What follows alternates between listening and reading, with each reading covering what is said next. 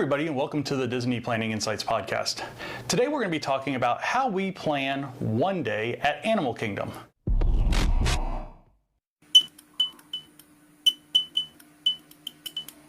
think it's really important to discuss, planning these one-day trips, because a lot of people only take week vacations and they only have enough time to do one day at each park. So this is the Animal Kingdom version of that series. We've done one for Magic Kingdom, Hollywood Studios, Epcot, and now we're doing it for Animal Kingdom. So Peter, we're getting up in the morning, and normally Animal Kingdom's a relatively early day. I mean, you're talking about probably a 7 o'clock or an 8 o'clock opening for the park. So, how are you getting into the park? We're taking a bus. What are you doing when you get to the park? So normally on our days in Animal Kingdom, we're going to go one of two directions, and it really depends on what we have organized for lunch and Fast Pass and everything. But really, in my mind, there's only two right answers. And answer number one would be head straight for Kilimanjaro Safaris. Go get in that line before it gets long, before the animals go to bed. And then normally we'll come out of that and we'll rush over to Expedition Everest, because even 30 minutes into the park being open, you can still ride Expedition Everest with about a 10-15 minute standby line. Yeah. So that's where our day normally begins. If I have a Fast Pass or whatever for Expedition or for Kilimanjaro Safari a little bit later, then maybe we might go rushing off to Pandora to maybe ride, Navi River Journey or something like that. But I would say most of our days in Animal Kingdom are Kilimanjaro Safari, hit up Everest, and that fills our first, let's say, hour or so from when the park opens. What about you guys? Where do you guys head? So normally, you really didn't talk about breakfast, but for us, we're either going to go to Tusker House first, and we're going to try and get one of those pre-park opening reservations, or we're going to hit that Starbucks right there before you get to the Africa Bridge over on the left side of Discovery Island. And then we're going to do the same thing. We're probably going to go to Kilimanjaro Safaris first, just because it is the best time to ride that ride. We're putting all of our Fast Passes probably a little bit later in the day, probably right around our lunch, and trying to do Kilimanjaro Safaris, maybe Kali River Rapids, maybe get an Expedition Everest in before we even hit our first Fast Pass. So normally breakfast for you, do you guys do it outside the park?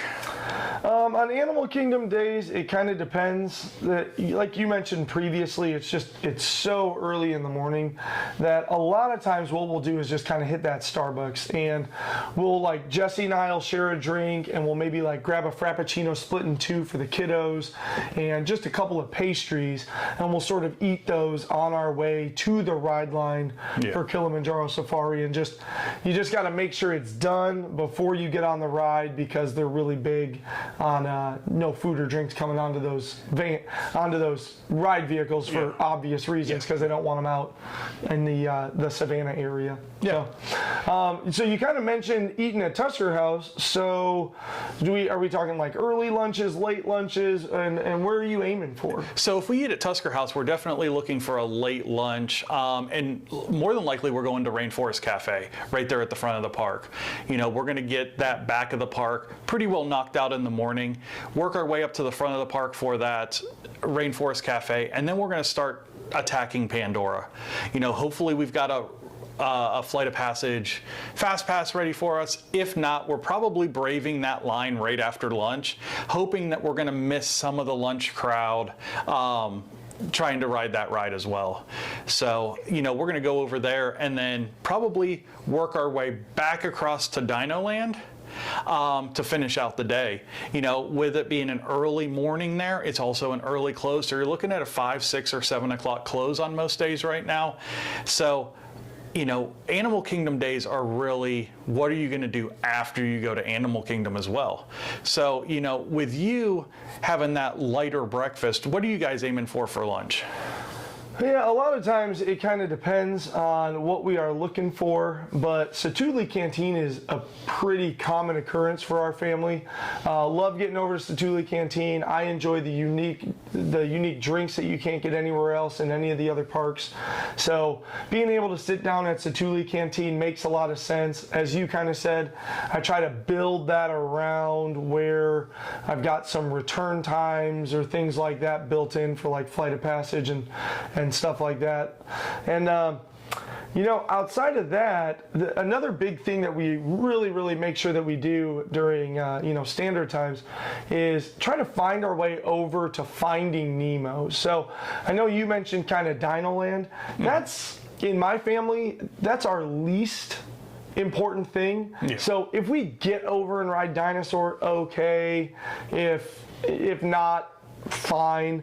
But as long as we get Expedition Everest, both things in Pandora, Kilimanjaro Safari, you know, if we can get on Kali River Rapids, cool. Normally I'm going to do that with a fast pass or something. I'm not going to brave that standby line. That standby line is atrocious most days. So I would prefer to not ride it, or ride it early in the morning if I don't have a fast pass for that. So Satu'li Canteen is a big favorite. If we're there towards the later time, then yeah, you might see us find Tiffin's or hitting Flame Tree Barbecue for a good meal in the evening.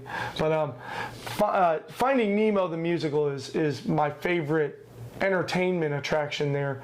So we always try to find time to go get in line and wait for that. And I know you are a big fan of the other show, so I'm sure that's a must-do during your day. It is, it is. So a celebration of Festival of the Lion King, which is the biggest word jumble in the world, is probably, in my opinion, the best show on Walt Disney World property.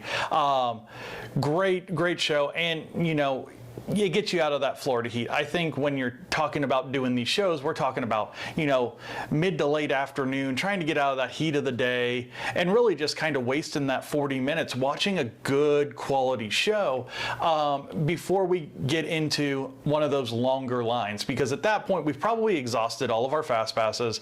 We're trying to get our 4th or our 5th fast pass at that point. And if we can't, we're sitting in maybe a 30-minute Everest line or a 45-minute Flight of Passage line to ride it for our 2nd or our 3rd time of the day.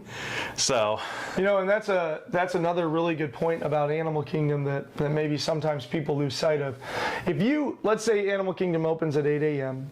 If you're on a bus as the first buses roll out at 7 and you're getting to that park, and whether you rush to Flight of Passage and then to Kilimanjaro Safari, or you go to Kilimanjaro Safari and then Everest, you can realistically in the first hour and a half of the day knock out 3 or 4 of the attractions.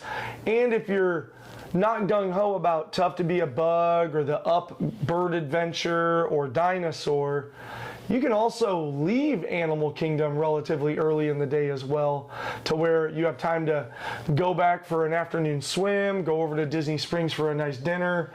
You know, the Animal Kingdom days probably offer the most flexibility because, you know, you can spend a whole day, don't get me wrong, because like we'll find after lunch, before we go running over to more thrill rides and stuff, we'll let our stomachs settle by maybe hitting one of the jungle treks, maybe going to Gorilla Falls or Maharaja.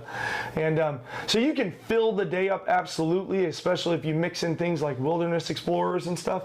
But you can also target Animal Kingdom and say, I'm going to go in, I'm going to get this. If you're like a ride junkie, you can get the ride portion of Animal Kingdom done by the early afternoon. Yeah, and the other thing that we like to tell a lot of clients is doing that on your out day, your getaway day, and going there in the morning and getting one of those later flights to where you get to enjoy most of the park before you have to get on your Tragical Express and go back to the airport. Yeah, that's a really good point, especially if you're going for that quick trip that, you know, there for 3 nights, 4 days, or there for 4 nights, 5 days, and you're sitting there trying to balance things. You wouldn't want to go to somewhere like Epcot on your getaway day. It opens late.